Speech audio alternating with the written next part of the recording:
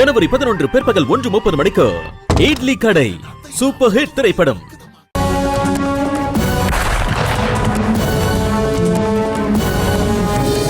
ருத்ரா.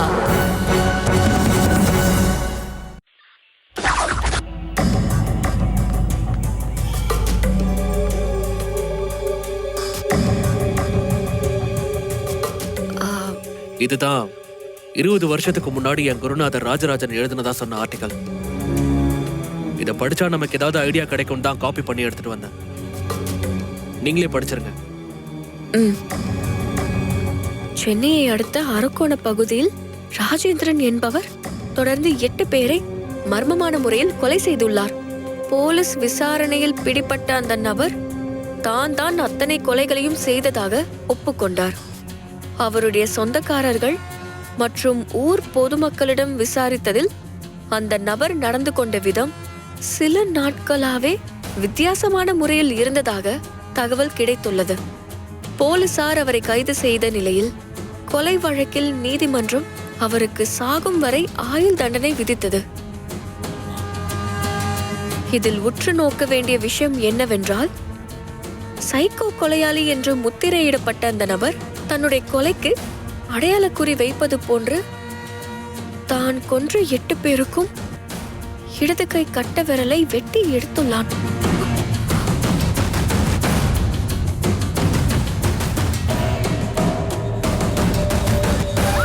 என்ன கதிர் இது? இப்போ நடந்துகிட்டு இருக்கிற சீரியல் கில்லிங்கும் இதுவும் ஒரே மாதிரி இருக்கு. ஆமா ருத்ரா, நாம இந்த ஆளை பார்த்து இன்வெஸ்டிகேட் பண்ணா கண்டிப்பா ஏதாவது க்ளூ கிடைக்க சான்சஸ் இருக்கு ருத்ரா. அப்போனா இந்த ஆளு இன்னும் ஜெயில தான் இருக்கணும். நாம அவனை நாளைக்கே போய் பாத்திரலாம். நாளைக்கு எதுக்கு ருத்ரா? இப்பவே போய் பாத்திரலாம். நாம லேட் ஆக்குற ஒவ்வொரு நிமிஷமும் என்ன வேணா நடக்கலாம். இல்ல கதிர், நாம நாளைக்கே போய் பாத்திரலாம். நீங்க இப்ப வீட்டுக்கு கிளம்புங்க. நீங்க எதுக்காக இப்படி சொல்றீங்கன்னு புரியுது ருத்ரா.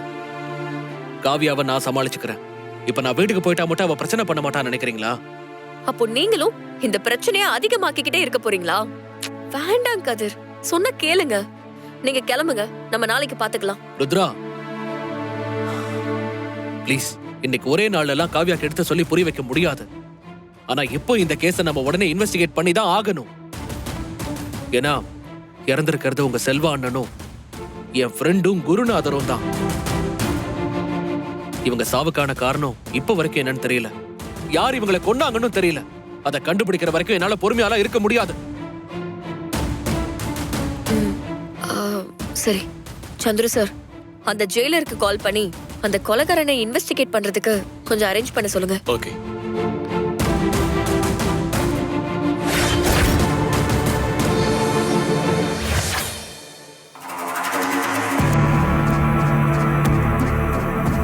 சார், என்ன மெடிசனை பத்தி படிச்சிட்டு இருக்கீங்களா சார்? அதுவும் தான். அதுவும் தானா? புரியலையே சார். அந்த மெடிசன் மாதிரியே இன்னொரு மெடிசனை கண்டுபிடிச்சிட்டு இருக்கேன். எவ்வளவு நாள் தான் நாம அடுத்தவங்களுக்காக வேலை பார்த்துட்டு இருக்கிறது? நாமளும் அடுத்த லெவலுக்கு போக வேண்டாமா?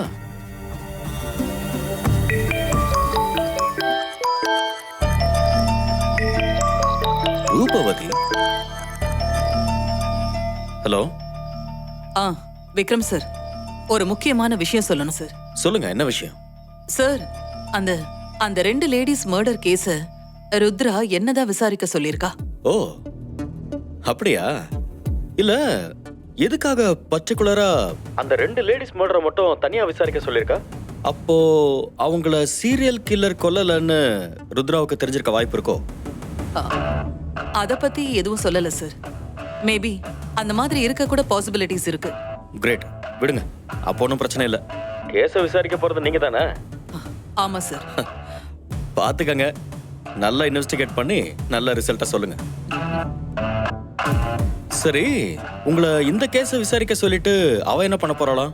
அவ மத்த கொலைகளை எல்லாம் வச்சு உண்மையான சீரியல் கில்லரை கண்டுபிடிக்கிறதுக்காக இன்வெஸ்டிகேஷன் பண்ணிட்டு இருக்கா. அந்த சந்துருவும் இவளுக்கு இந்த கேஸ்ல ஹெல்ப் பண்ணிட்டு இருக்கான். ஆக்சுவலி அந்த சீரியல் கில்லரை யார் என்னன்னு பாக்குறதுக்கு எனக்கே ஆர்வமா தான் இருக்கு. என்னை விட ருத்ராவை ரொம்ப டார்ச்சர் பண்ணிட்டு இருக்கான் போல இருக்கு. அதுக்கு என்ன சார், அவனை கண்டுபிடிச்சிட்டா நானே உங்களுக்கு இன்ஃபார்ம் பண்றேன். ம் சரி. நான் கொஞ்சம் ஒர்க்கில் இருக்கேன், நான் அப்புறம் கூப்பிட்டுமா? ஆ okay sir. Okay, thank you.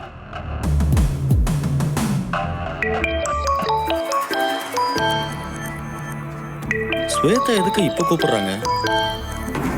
Hello. Hello Vikram, வீட்ல இருக்கீங்களா? ஆ ஆமாம் ஸ்வேதா, என்ன விஷயம்?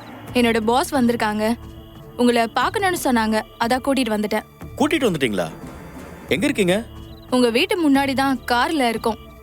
ப்ளீஸ், என்ன, வாங்க உள்ள கூட்டிட்டு வாங்க. ஓகே விக்ரம். மேடம் வாங்க போலாம். மேடம் இவர்தான் Vikram. Hi. Hi, I am Ragini. Nice to meet you. வாங்க உட்காருங்க. உட்காருங்க மேடம். இப்படி வாங்க. ப்ளீஸ் நீங்களும் உட்காருங்க. என்ன சாப்பிட்றீங்க? No thanks. சரி. நான் அனுப்பின மெடிசன்ஸ நீங்க தான் ப்ராசஸ் பண்றதா ஸ்வேதா சொன்னா. டெஸ்ட் பண்ணதுல 2 லேடிஸ் இறந்துட்டாங்களாமே. ஆமாம், டோஸ் கொஞ்சம் அதிகமாக கொடுத்துட்டேன்னு நினைக்கிறேன், அதனால அவங்களுக்கு அது ரியாக்ட் ஆயிடுச்சு. எரர் ஆகதானே செய்யும், அதுக்கு தானே நம்ம அதை டெஸ்ட் பண்ணி பார்க்கறோம். இதெல்லாம் நார்மலா நடக்கிறது தான் விக்ரம். டோன்ட் வரி விக்ரம், நான் ஆசிரமத்துல இருந்து 2 லேடிஸ தத்தெடுக்கலான்னு இருக்கேன். நீங்க அவங்கள கூட டெஸ்ட்டுக்கு யூஸ் பண்ணிக்கலாமே, நோ ப்ராப்ளம். ம் ஷூர், தேங்க்யூ. ஆனால் நான் உங்களை மீட் பண்ணுறது ஃபர்ஸ்ட் டைம் மாதிரியே இல்லைங்க. ஆல்ரெடி நம்ம மீட் பண்ணியிருக்கோம்னு நினைக்கிறேன், அதான் உங்களை எங்கேயோ பார்த்த மாதிரியே இருக்கு. You look very familiar. Maybe பார்த்திருக்கலாம், பட் நான் ஆம்பளைங்கள ஞாபகம் வச்சுக்கிறது இல்ல. என்ன பாக்குறீங்க? மேடமும் என்ன மாதிரி தான்.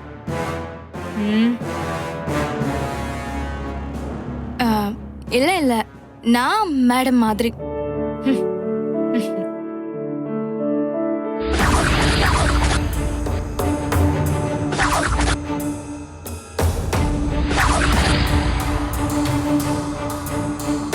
உன் பேர் என்ன?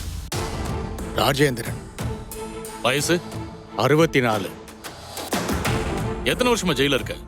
20 வருஷமா ஜெயில இருக்கேன். எதுக்காக ஜெயிலுக்கு வந்த? நீ போலீஸ் தானே, எல்லாத்தையும் தெரிஞ்சுக்கிட்டு தானே என்ன விசாரிக்க வந்திருக்க? அதையே தான் நாங்களும் சொல்றோம். எங்களுக்கு நீ ஆயுள் தண்டனை கைதின்னு தெரியும். யார கொண்ட? என் சொந்தக்காரங்க, எனக்கு பிடிக்காதவங்க 8 பேரை கொலை பண்ணிட்டேன்.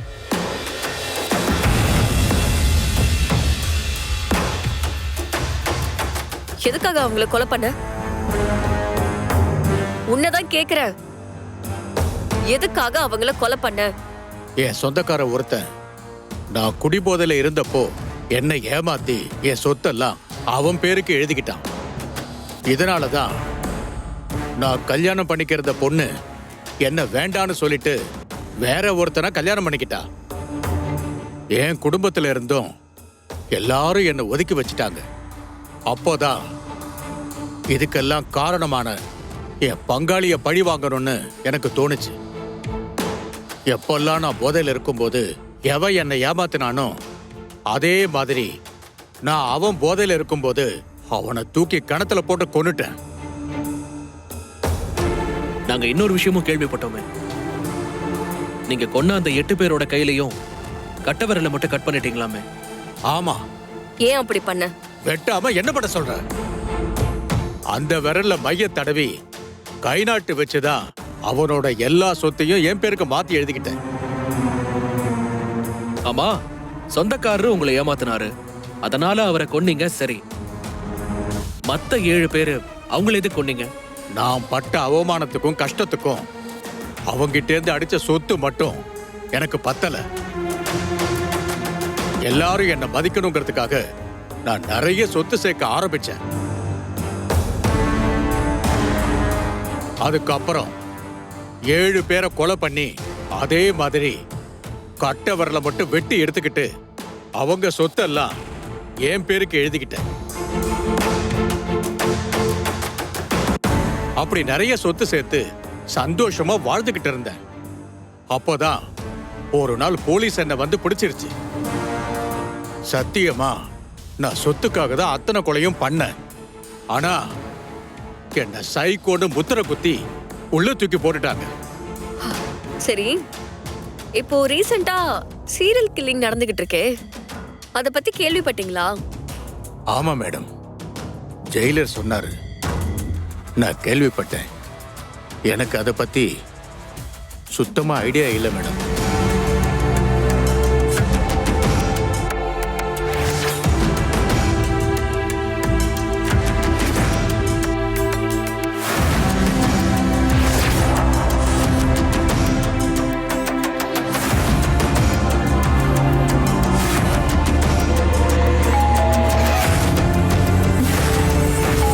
காவியா, அவன்தான், போய் கதவு தர.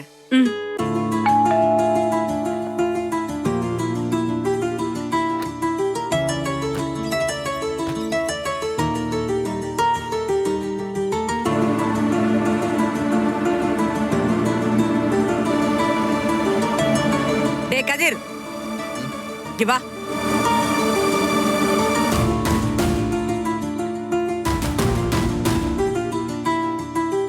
என்னம்மா?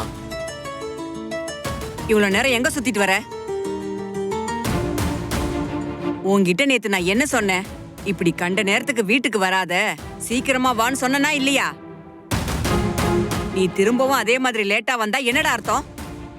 எல்லாரும் நீ எப்ப வருவேன்னு தூங்காம காத்துக்கிட்டு இருக்கணுமா?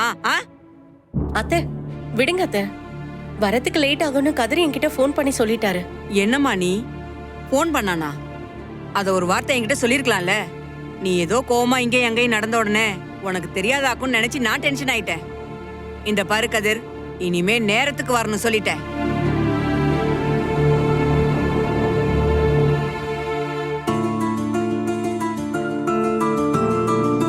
சாரி காவியா. எதுக்கு? நான் உனக்கு ஃபோன் பண்ணி சொல்லிருக்கணும் தான். ஏதோ ஒர்க் டென்ஷன்ல மறந்துட்டேன். நீ அதை புரிஞ்சுக்கிட்டு அம்மா கிட்ட அப்படி சமாளிச்சதுக்கு தான் தேங்க்ஸ். நமக்குள்ள எதுக்கு கதிர் சாரி எல்லாம் சொல்லிக்கிட்டு? சரி அதை விடுங்க, நீங்க ஏதாவது சாப்பிட்டீங்களா? இல்ல காவியா, எனக்கு பசிக்கல. சரி, ரெஃப்ரெஷ் ஆயிட்டு போய் படுங்க. சரி.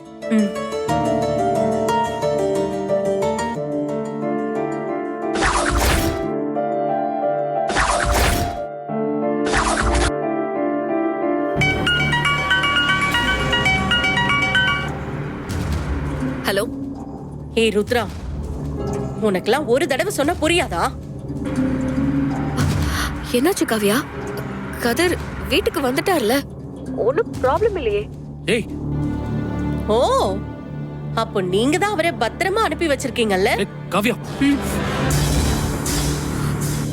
சரி ருத்ரா, நீ எப்படி அனுப்பி வச்சியோ அதே மாதிரி நாளைக்கும் அவரு வந்துருவாரு. வேண்டாம் காவியா. கவலைப்படாதீங்க, வேண்டாம். நான் பாத்துக்கிறேன். காவியா, காவியா, ஏன் நீ இப்படி எல்லாம் பேசுற? நான் இதை விட கேவலமா பேசியும் நீலாம் இன்னும் திருந்தவே இல்லல. நீ ஏன் இடத்துல இருந்து பார்த்தா தானே என்னோட கஷ்டம் நஷ்டம் எல்லாமே உனக்கு தெரியும். ஆனா அதெல்லாம் ஏன் உனக்கு புரிய மாட்டேங்குதுன்னு எனக்கு தெரியல. உனக்கு புருஷன் குழந்தை குட்டின்னு இருந்தா தானே உனக்கு அதெல்லாம் தெரியும். உனக்குதான் அப்படி யாருமே இல்லையே, அப்ப நீ இப்படிதான் தெரிவ. இங்க பாரு, நான் ரொம்ப பொறுமையா போயிட்டு இருக்கேன். ஆனா நீ என் பொறுமைய ரொம்ப ஓவரா சோதிச்சிட்டு இருக்க. ஏய், சொன்னா கேளு காவியா. வேண்டாம். காவியா, நான் சொல்றத கேளு காவியா. நீ புரியாம பேசிக்கிட்டு இருக்க. ஏய்,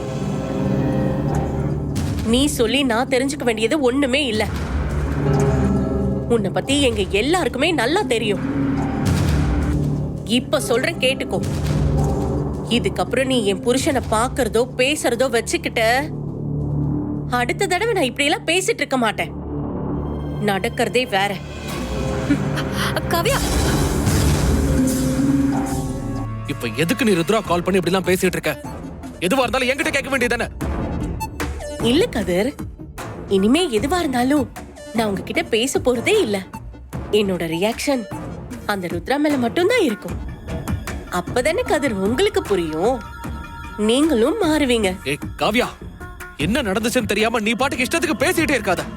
ஆமா, ருத்ரா என் கூட தான் இருந்தாங்க. அவங்க மட்டும் இல்ல, அவங்க கூட வேலை பார்க்கற சந்துரு சாரும் கூட தான் இருந்தாரு. ஏய், இப்ப நடந்துட்டு இருக்கிற சீரியல் கில்லர் பத்தி இன்வெஸ்டிகேட் பண்ணிட்டு இருக்கோம். அதுல என்னோட ஃப்ரெண்டும் என்னோட குருவும் இறந்திருக்காங்க காவ்யா. அவங்களுக்காக நானும் அந்த கொலைகாரன் யாருன்னு தெரிஞ்சுக்கிறதுக்கு இப்படி அவங்களோட சேர்ந்து அலைஞ்சிட்டு இருக்கேன். அது தெரியாம நீ பாட்டுக்கு இஷ்டத்துக்கு பேசிட்டே இருக்க. ஆமா கதிர், நான் மத்த பொண்ணுங்க மாதிரி உங்க ப்ரொஃபஷனல்லையோ உங்க சுதந்திரத்திலயோ நான் தலையிட மாட்டேன். என்னோட பிரச்சனை நீங்க அந்த ருத்ரா கூட சுத்திட்டு இருக்கிறது தான். எனக்கு அது பிடிக்கல, அவ்வளவுதான். நீங்களும் அவளை பாக்குறதையும் பேசுறதையும் நிறுத்திட்டா ஓகே, இல்லனா நான் உங்களை ஒண்ணுமே கேட்க மாட்டேன். இப்ப நடந்ததுதான் நடக்கும், இதுக்கு மேலேயும் நடக்கும்.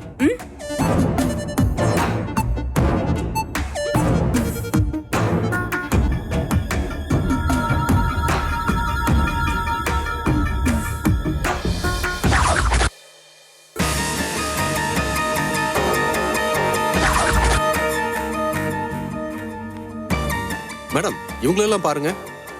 இவங்க எல்லாரும் அட்ரஸ் இல்லாதவங்க தானே? ஆமா மேடம், மொத்தம் 6 பேர் இருக்காங்க. இன்னும் சேஃப்டிக்கு 4 பேரை பார்த்து வைக்க வேண்டியதானே? ஆமா மேடம், ஆல்ரெடி பார்த்து வச்சிட்டேன். நீங்களும் ஒரு முறை செக் பண்ணிக்கோங்க மேடம். காட்டுங்க.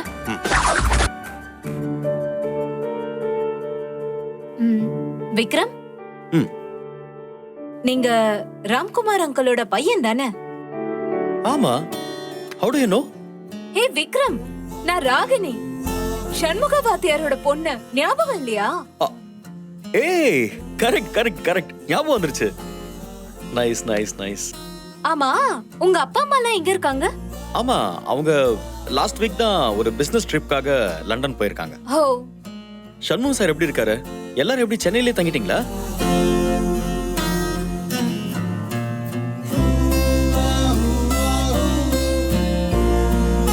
அப்பா அம்மா 2 பேருமே கோவிட் டைம்ல இறந்துட்டாங்க. Oh my god. Sorry sorry Ragini. It's okay Vikram. Hey Vikram, நான் உனக்கு ஒரு gift வச்சிருக்கேன். கிஃப்டா? என்ன gift? கார்ல இருக்கு, இரு எடுத்துட்டு வரேன். இரு இரு ஒரு நிமிஷம். குமார் சார், இந்த வர மேடம். குமார் எடுத்துட்டு வருவார். என்னோட கார்ல ஒரு சரிங்க பேக் மேடம். வச்சிருக்கேன், அத கொஞ்சம் சரிங்க மேடம், எடுத்துட்டு எடுத்துட்டு வந்துடுறேன். வந்துடுறேன் சார்.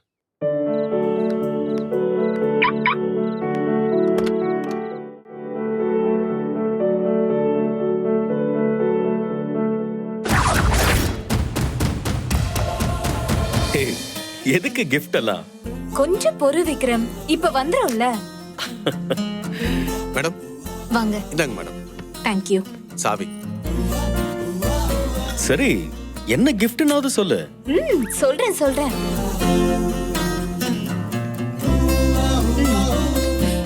இதுதான் அந்த gift. ஹே,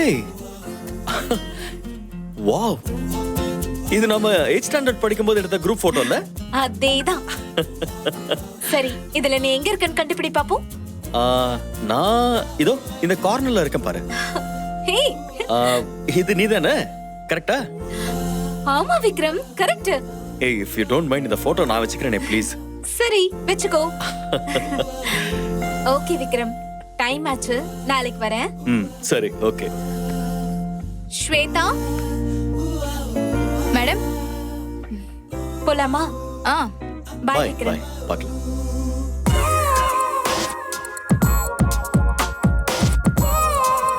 சார்,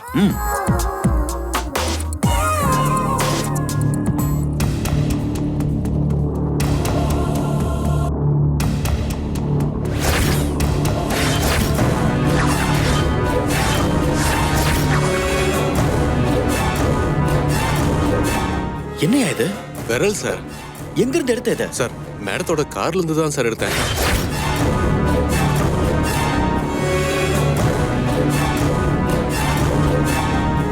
அப்போ ராகினி தான் ருத்ரா தேடிக்கிட்டு இருக்கிற அந்த சீரியல் கில்லரா?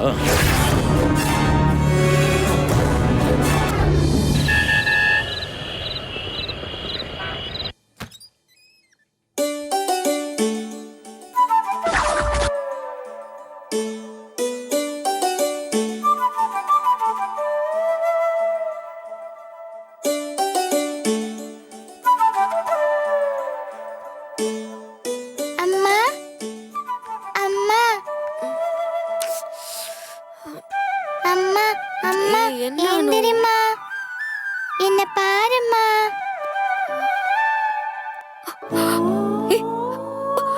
ஆராதனா ஆராதனா ஆராதனா நீ என்ன சொல்லு?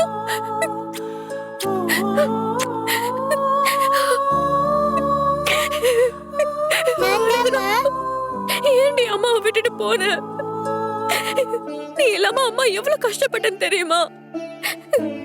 எனக்கு உன்னை விட்டு வேற யாருடா இருக்கா? அம்மாவை இப்படி தனியா விட்டுட்டியேடா.